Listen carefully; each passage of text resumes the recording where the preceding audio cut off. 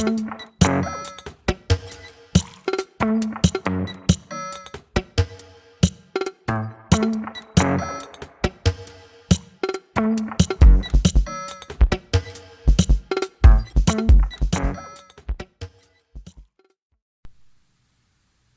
and welcome to Flippin Through, the internet's number one MAD magazine review channel, presumably. I don't know that there's a lot of them.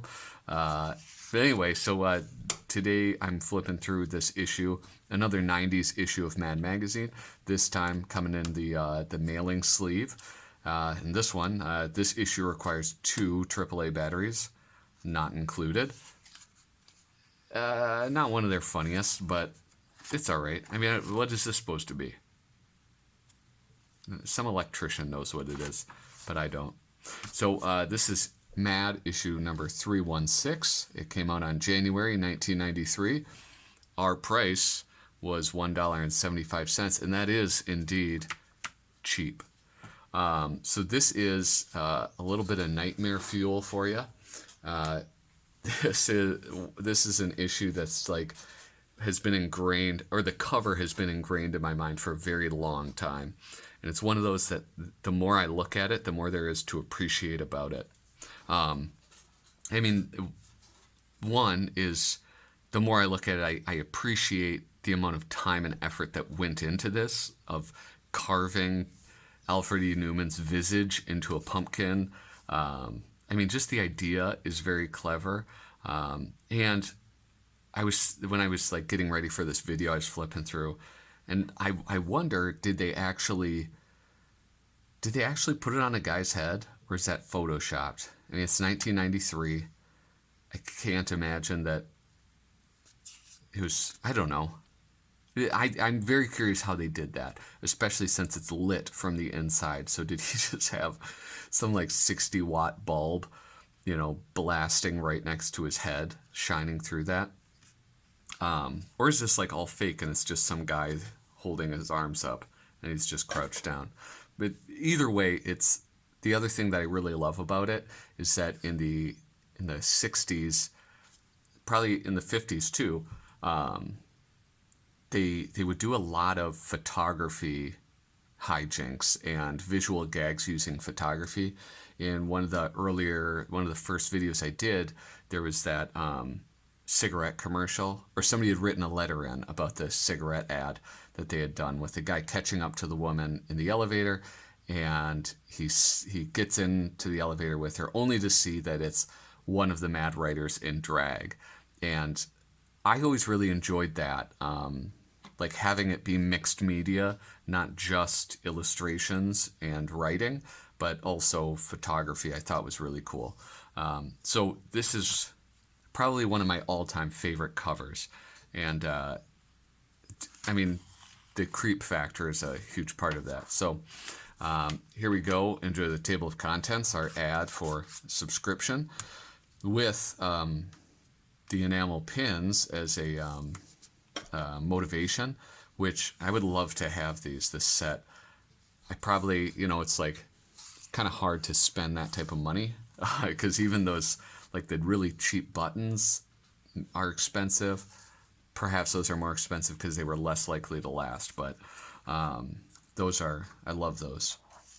Now the letters page, nothing's total super stands out except for this advertisement on the side, and it's an auction of original MAD art for bidder or worse. MAD art lovers are invited to attend a public auction of the original paintings and original drawings from a decade, 1966 to 1975, of MAD. This historic auction will be held at Christie's East in New York City on December 18th, 1992, featuring color black and white art by the following artists: Sergio Aragones, Dave Berg, Bob Clark, Paul Coker Jr., Jack Davis, Mort Drucker, Al Jaffe, Don Martin, Norman Mingo, Antonio Projas, Jack Rickard, Angelo Torres, Wally Wood, and George Woodbridge. For a catalog which depicts the art being auctioned, send $30. that is not cheap. That's a lot of money to Christie's Publications, 2124 44th Avenue, Long Island, New York, or call their number. I wonder if that number is still. Own a piece of the schlock. Well, okay. I wonder if some of these catalogs still exist. That would be a pretty cool thing to see, because usually those, like, especially Christie's, they didn't put together crummy catalogs. Those were probably pretty nice, hence the $30 price tag. So that would be really cool to get your hands on. Would be one of those old Christie's publications. Just thinking through these names and the art for sale, if I could have art by like just one of these artists, I think it might be Norman Mingo. The reason being is, I mean, he did the covers, and he did some of like the most amazing covers, and I would like to own original cover art. If it were like interiors, I might go with maybe like Wally Wood. I think that would be an obvious one. I think that would be, if it was an interior one, for sure, Wally Wood. But otherwise, Norman Mingo. Let me know which one you would have. If you could pick out of any of those artists, which one you would want to have a piece of original artwork from. So going into Sister Act, of course, a lampooning of the 90s hit of Sister Act, which is, I mean, like, it's such an absurd concept for a movie. This woman's a singer. She's like in debt or something, or she's on the run. I can't remember exactly, but somehow she ends up hiding out at a convent, and she's a singer by trade, so she teaches the nuns how to sing, and it's they really cut loose. That Maggie, I think her name's, she's like a British actress. Was she in it? If not, I mean, that looks exactly like her. She's like an old British woman. She's been old for her entire life. But anyway, it was a silly movie, and a very silly lampooning of it. Now, the cretinous cook's concoction. Squeet, splooch. Well, these are like the delightful sound effects of Duck Edwing. Scratch, oh, gross. Scratching his pits, scratching his feet. You outdid yourself, Phil. This soup is delicious. It should be. I cooked it from scratch. That's like a dad joke, but it's more like, it's the disgusting parts that really make you laugh more than the punchline. So the differences between the 80s and the 90s. It's every time I do these, it's like I get that, there's that old saying, like, everything old is new again, or like there's nothing new under the sun. And I feel that way about this. I mean, like, you have like right here in the 80s, people spent their disposable income all over town. In the 90s, they tend to blow it all at once. And it's remnant. I mean, like the 90s, there's like the economic slump. In the 2000s, like late 2000s, 2006, 2007, there was the Great Recession. So it's like so many of these jokes are, like, at the time, meaningless to me because I had no concept or awareness of my parents' financial situation. And so, but like now, these are still very amusing to me, having gone through, been like of working age during the Great Recession. Here is, in the 80s, people leaped into big real estate deals. In the 90s, people leapt off big real estate deals. Oof. Here we go. In the 80s, Donald Trump began the chapter-by-chapter account of his success story. In the 90s, he seems to be stuck on chapter 11. That's funny. I wish that their jokes about Donald Trump were still funny, but they seem to be going back to the well too often, in my opinion. In the 80s, people caught the entrepreneurial spirit and cleaned up. In the 90s, ditto. Oh my gosh. And so here we have Spy versus Spy. I meant to look up who switched to that. Maybe it's in. What department is that? The Joke and Dagger, of course. Oh, it doesn't say who did it. Great. But anyway, so we have White Spy. Oh, the pogo shtick. Bounces over, safely over that barbed wire into the room, only to be impaled with his leap into the ceiling. Greeting cards that kept up with the times.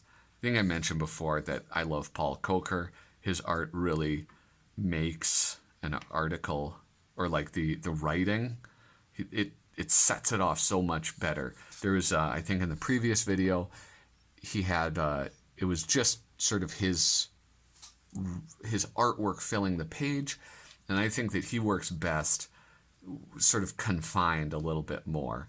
And this is a great example of that. So, with joy in our hearts, I'm going to read this since it has our guy Alfred in it. We never thought you'd land that job last week when you applied. The dozens of other applicants were much more qualified. Your resume's a sorry joke. You lack the needed skills. You turn off all you meet with a morning breath that kills. You really stood no chance at all, except, you lucky slob, the others failed their urine test. Congrats, you've got the job. Oh my gosh. So most of the time I just scan this and I don't read it entirely. I let my sort of like look at the artwork and stuff. And times like those are ones that I'm very glad that I don't read it all. So, words of warning that your life is not going so well. No, really, I can't stay and talk any longer, but here's your copy of Watchtower. So, if you're unaware, Watchtower is a publication of the Jehovah's Witness, and they are generally, I think, a very congenial and friendly group of people. So, the fact that this guy wants to get out of his living room, that's saying something. And this is art by Jack Davis. I mean, it's like, I don't have like a lot to compare to as far as like his early work goes. I have just a few issues where he was, I don't know if he like, I guess a young man at the time, or maybe in his prime. But to me, he still has it. Like there's not any sort of like slack in his work. The details, like there's no shaky hand or anything. It's just this dude's the man, you know. God, there are so many depressing jokes in this. Sorry, you can only sell us 1 pint per week. Oh, that poor schlub. Oh, I skipped a page. So this is Mad's instant TV reviews. And we got Rick Tulka as the artist, a wonderful caricature artist. I mean, I think it's somewhat difficult to have as a caricaturist an identifiable style, and I mean his is definitely, you can pick it out when he is drawing characters or actors. You can tell that it's a Tulka drawing rather than anybody else. Star Trek, The Next Generation, Mad's instant is Stagnation. Masterpiece Theater, that was the show that my parents always watched. Trite. The books and the background, The Cat in the Hat, Dick and Jane, and Pat the Bunny.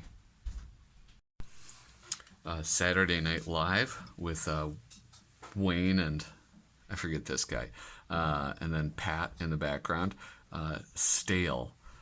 And I remember, I forget where somebody was making the joke that, you know, the whole thing is that Saturday Night Live has never actually been funny. Everybody just looks back at their generation's Saturday Night Live as the best one, but really it's a show for children. And once you grow out of that kind of age range where it's appealing, you just think you think it's horrible, but it's really always been horrible. your tastes have matured out of it, and I think I subscribe to that point of view. Wacky washroom whiz bang. All right, so he goes in to the men's room. There's a gentleman in a striped shirt. He's pulling the towels. Oh, he's woken him. Oh, they're playing some one-on-one. Oh, visitors 32, home team 48. Personally, Mac, I think you were robbed from where I'm sitting. It was definitely goaltending. I think that's probably funnier if you're a sports guy, which I am. I am not. Mad's Avalanche catalogs. Artist George Woodbridge. Writers Charlie Cadu and Joe Raiola.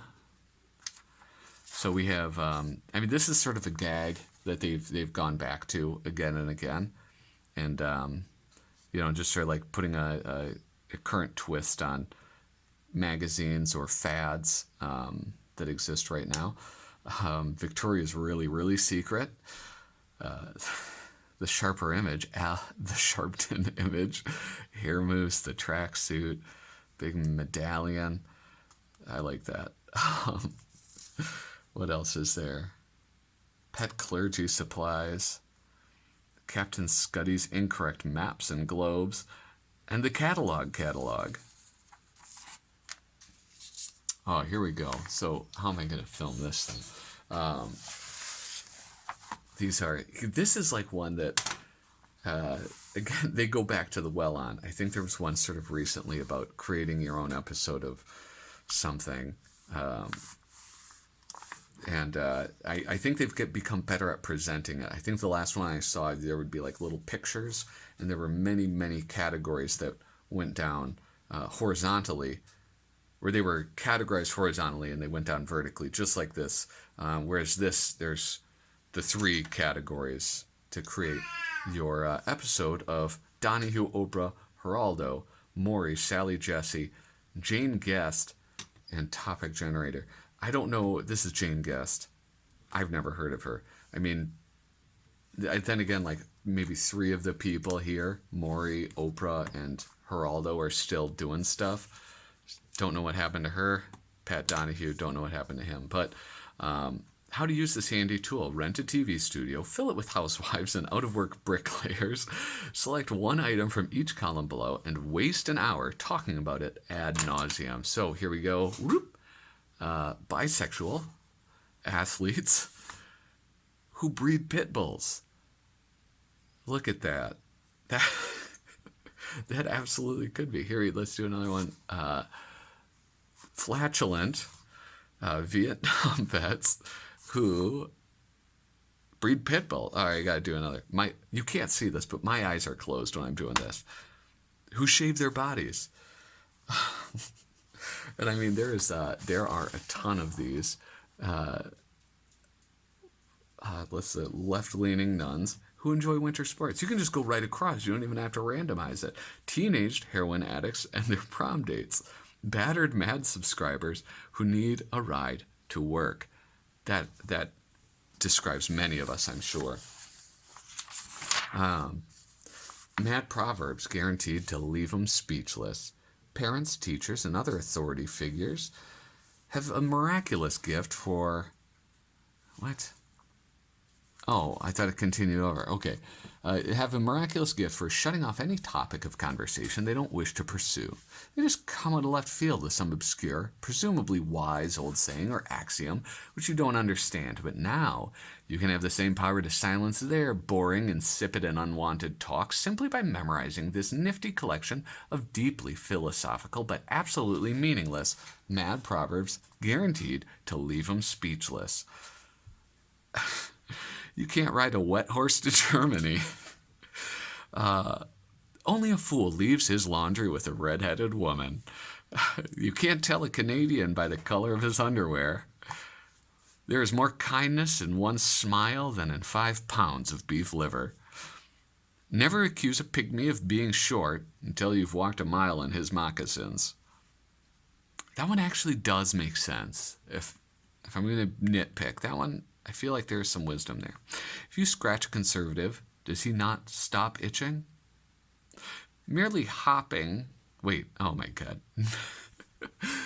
Merely hoping the world is flat won't help you fall off of it. No one will ever know you've dug a hole if you leave the dirt in it. Oh, that... Listen, I might be simple, but some of these are really making sense to me. If it can't be done, stop doing it. A good woman is like a stucco birdcage, rough on the outside.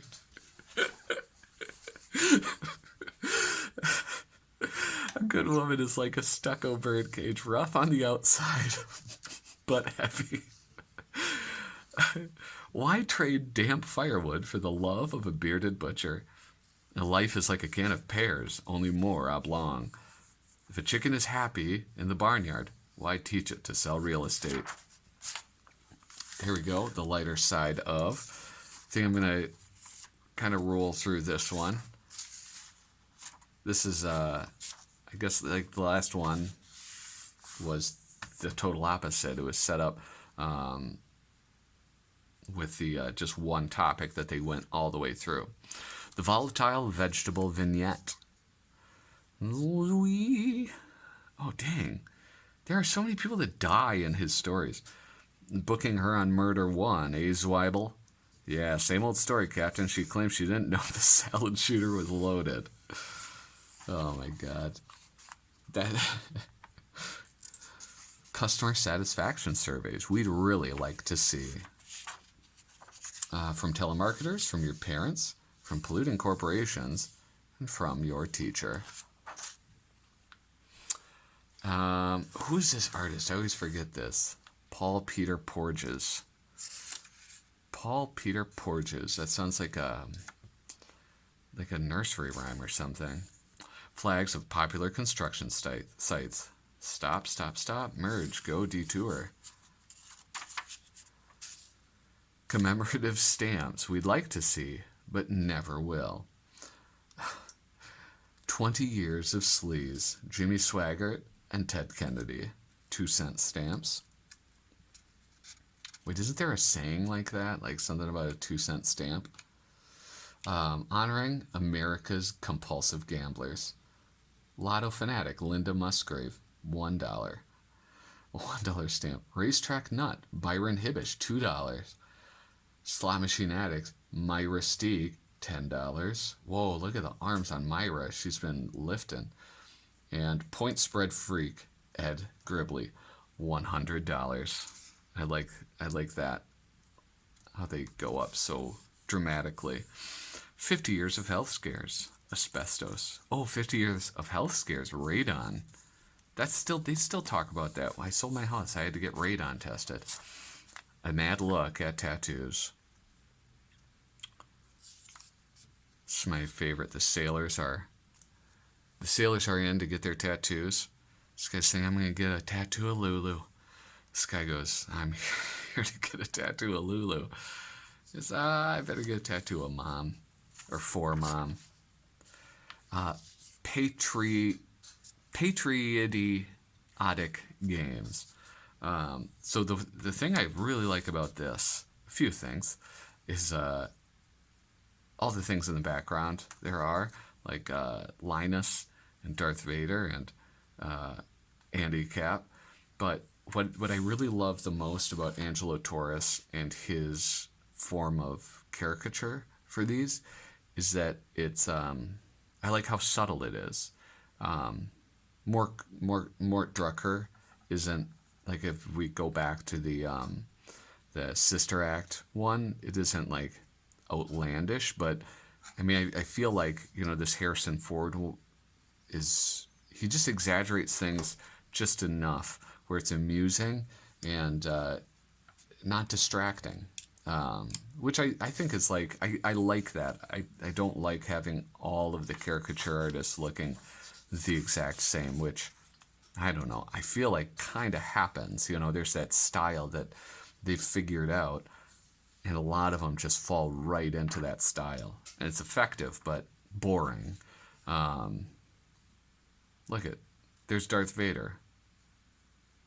Now I forget his name. Anyway, then there's all these other like neat nods, like R2D2 is on the hull number. They's dressed as Indiana Jones. And then there's a